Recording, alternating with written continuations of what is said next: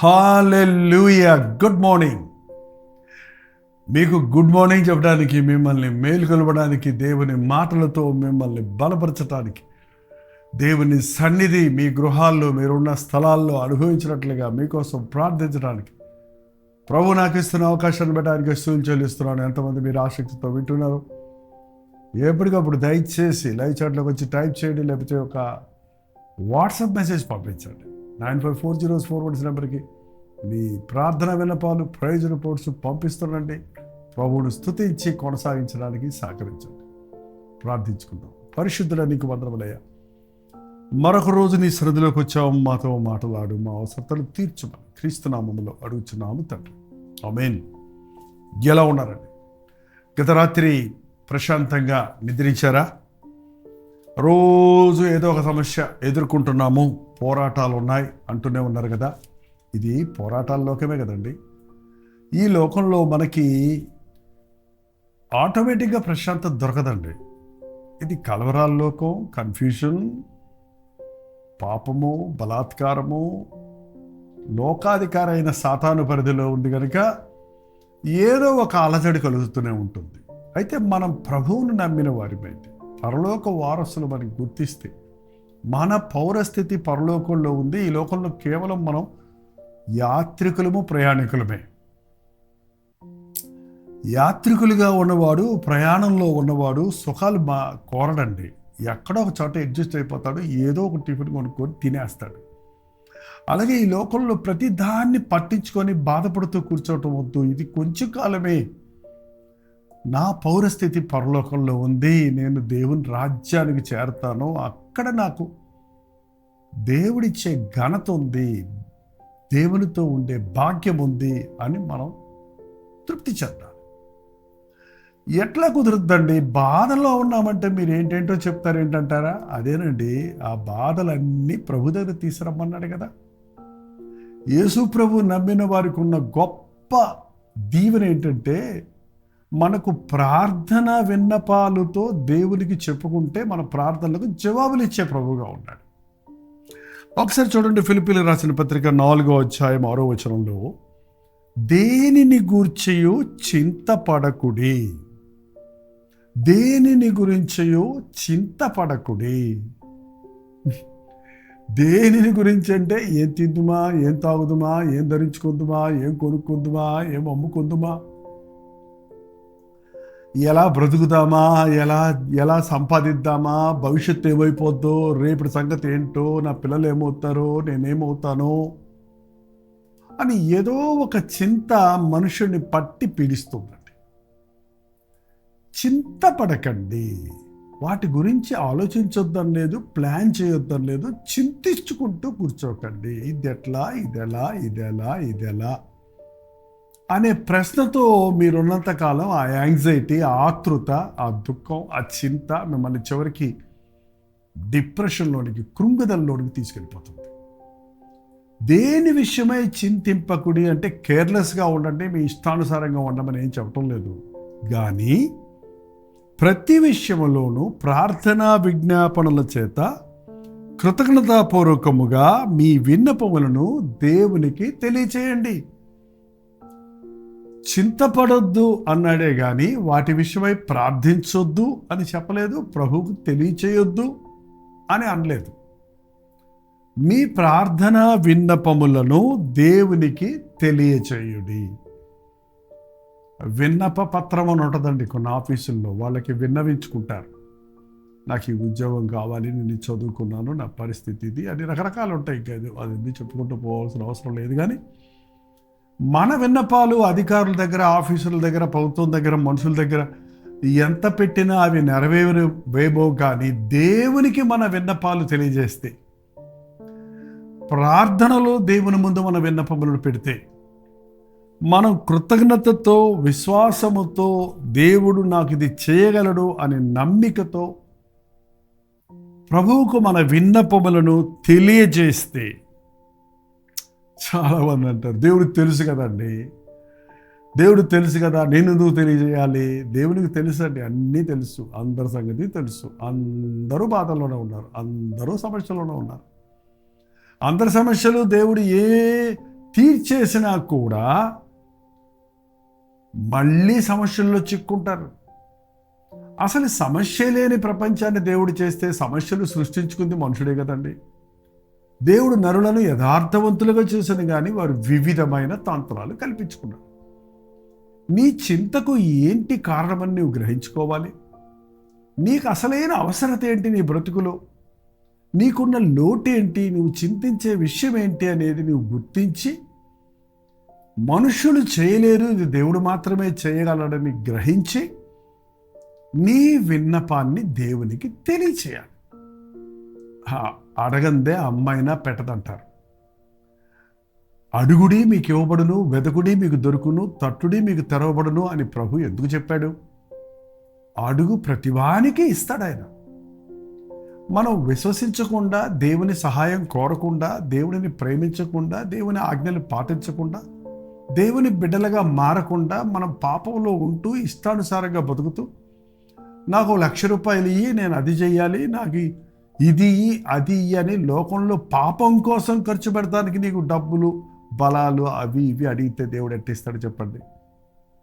నీకు దేవుడు అవి ఇవ్వటం వలన నువ్వు మరింత పాపివై మరింత భ్రష్టుడివైపోతావు కదా.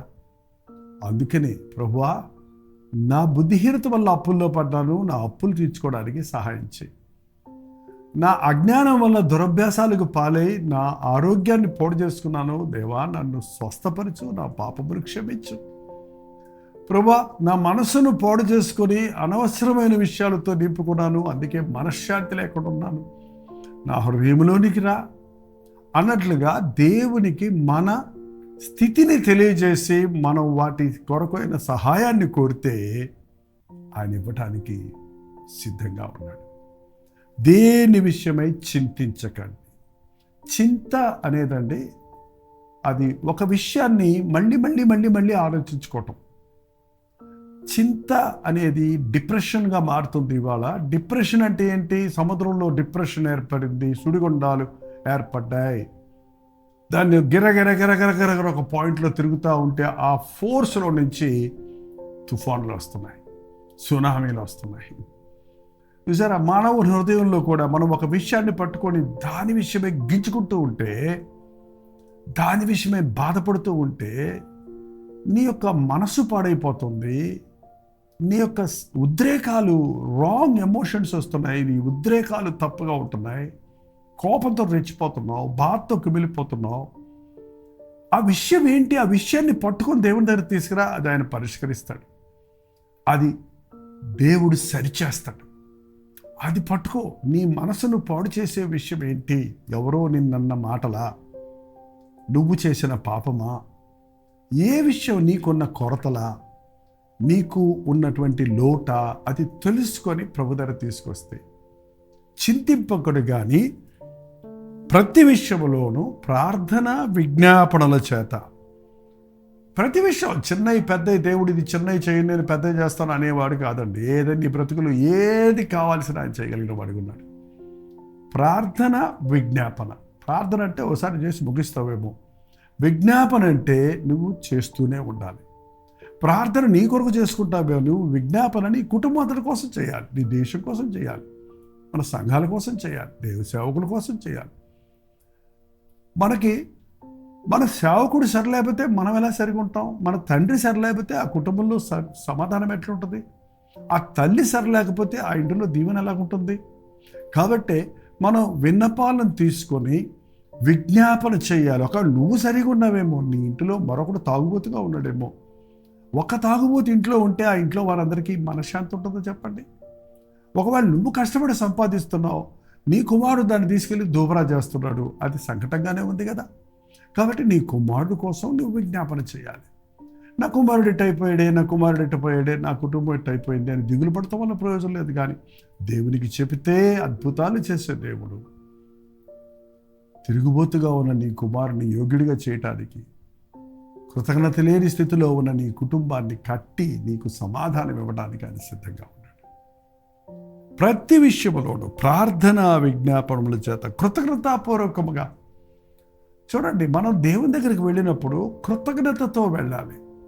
ఆరగంటగా కాదు, గర్వంతో కాదు, ఎందుకు చేయవు అది అన్నట్టుగా కొంతమంది ప్రార్థిస్తుంటారు. ఎన్నో చేశాడు కదా దేవుడు, అవి తలంచుకుంటూ గతంలో ఇన్ని మేలును పొందానయ్యా, ఇప్పుడు కూడా చెయ్యయ్యా, ఎన్నోసార్లు నన్ను విడిపించావు, మరోసారి విడిపించు, ఎన్నోసార్లు నన్ను ఆదరించావు, మరోసారి ఆదరించు, గత దినాల్లో నేను అడిలిపోయినప్పుడు, కృంగిపోయినప్పుడు ఎంతగానో నన్ను ఆదరించావు అన్నది గుర్తు చేసుకుంటూ కృతజ్ఞతతో ప్రార్థన విజ్ఞాపనలతో మీ విన్నపములను దేవునికి తెలియచేయాలి.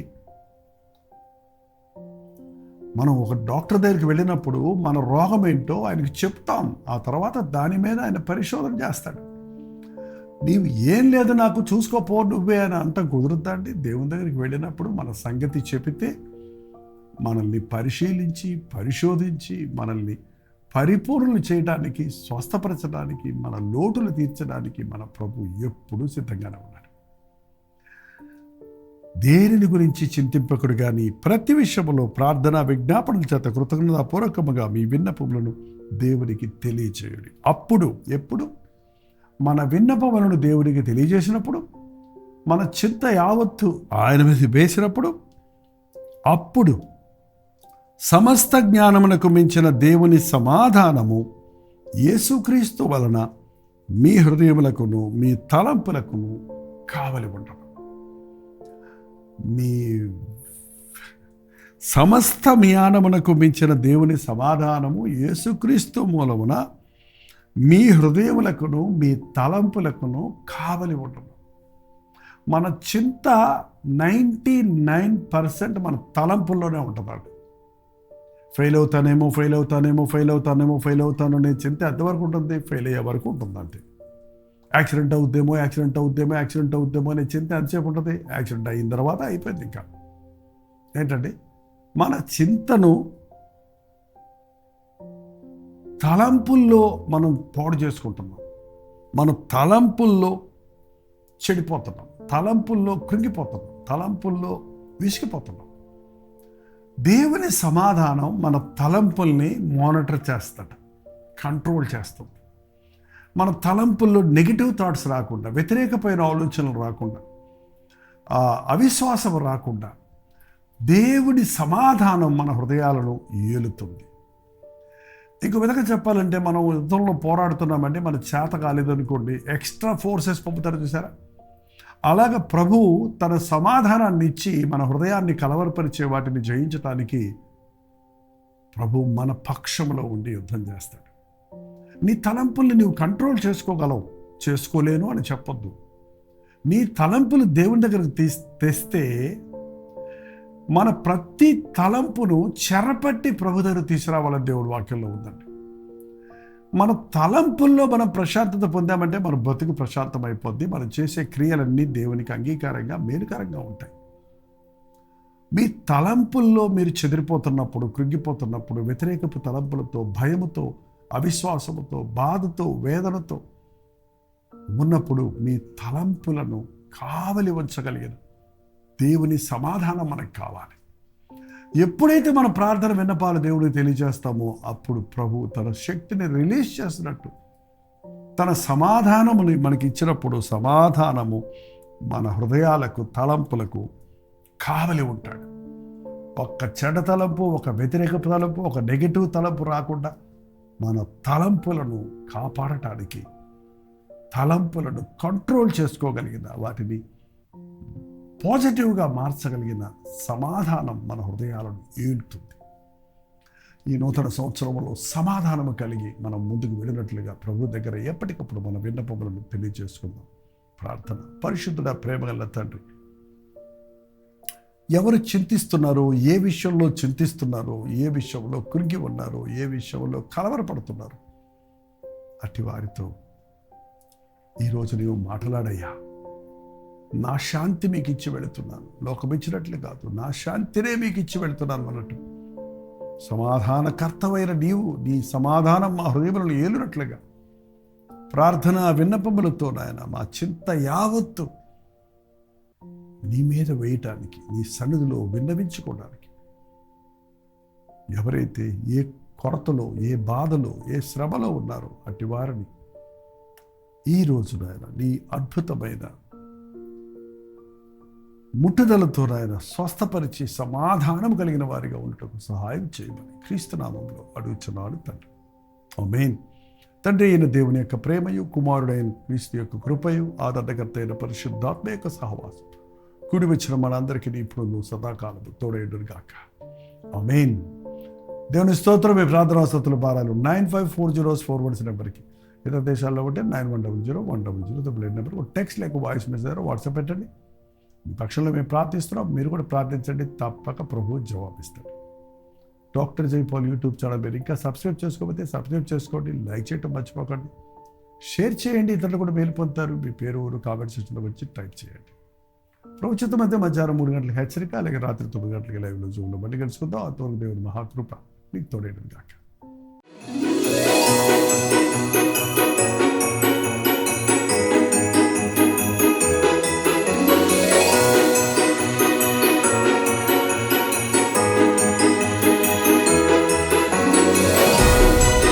హల్లెలూయా.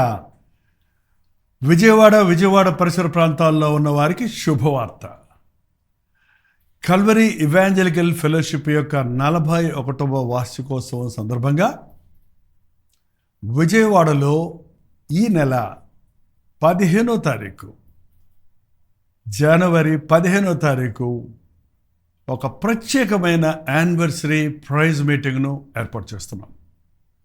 ఈ కల్వరీ పరిచర్యల ద్వారా, జైపాల్ ఫౌండేషన్స్ పరిచర్యల ద్వారా మేలు పొందిన మీరందరూ వస్తారని, మనందరం కలిసి 41 సంవత్సరములుగా ఈ పరిచర్యలలో దేవుడు చేసిన మేలును తలస్తూ ఆయన్ని స్తుతించడానికి, ఆయనను మహిమపరచుటకు, ఆయన రాకడ వరకు ఈ పరిచర్యలు కొనసాగించినట్లుగా ప్రార్థించుకున్నటకు మిమ్మల్ని అందరినీ ప్రేమతో ఆహ్వానిస్తున్నాం. ఈ 1 డే మీటింగ్లో జనవరి 15వ తారీఖు మధ్యాహ్నం 2 గంటల నుంచి 5 గంటల వరకు, సాయంత్రం 6 గంటల నుంచి 10 గంటల వరకు 2 సెషన్స్ మాత్రం ఉంటాయి. తప్పక హాజరవ్వండి. దేవుని వాక్యాన్ని ధ్యానిద్దాం, దేవుడు చేసిన మేలు తలంచి ఆయన్ని స్తుతిద్దాం. మీ దగ్గర సాక్ష్యాలుంటే రండి, మీ సాక్ష్యాలను పంచుకొని ఈ పరిచర్యను ప్రోత్సాహపరచుటకు, ప్రభువునందు పడ్డ ప్రయాస వృధా కాలేదని నిరూపించుటకు మీరు కూడా సాక్షులుగా నిలబడి. చిరునామా గమనించండి. SS convention opposite to PVP mall, Labbipet, Vijayawada.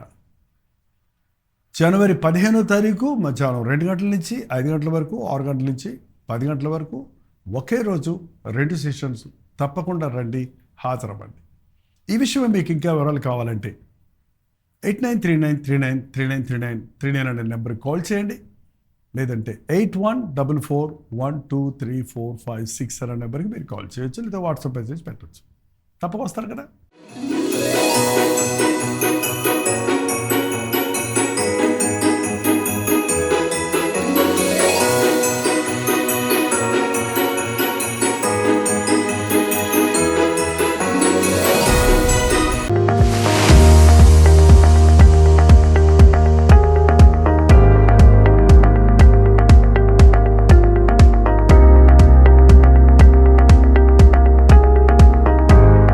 Hallelujah.